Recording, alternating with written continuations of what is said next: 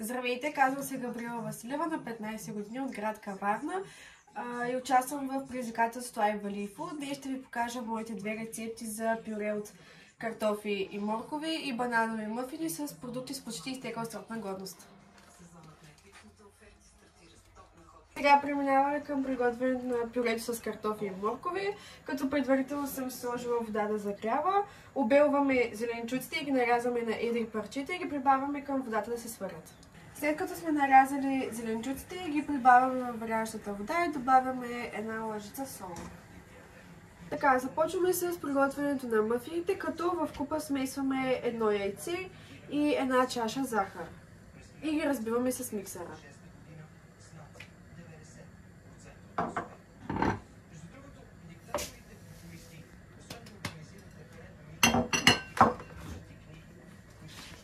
След като сме разбили, продължаваме с прибавянето на половин чаша кисело мляко, половин чаша олио и 2 лъжици бак пулвер. И продължаваме да разбиваме. Към така получената смес добавяме брашно и ванилия, докато ни се получи хомогенна смес.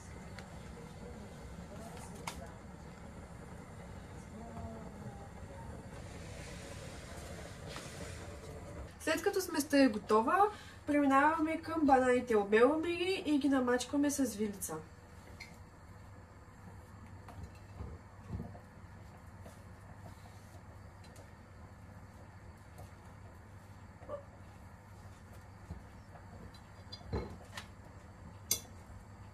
След като сме намачкали бананите, ги прибавяме в сместа, разбърквайки с бъркалка.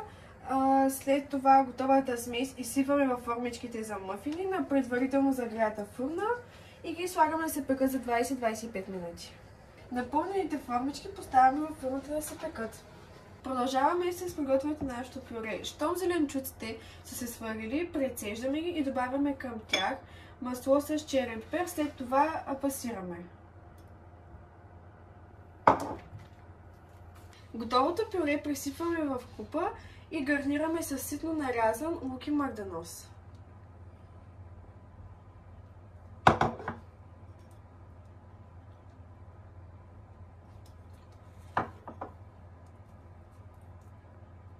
И сме готови.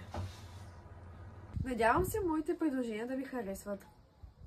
И не забравяйте, че за да използваме максимално отпадъците от хранителни продукти, трябва да ги изхвърляме в компостери за зелени отпадъци.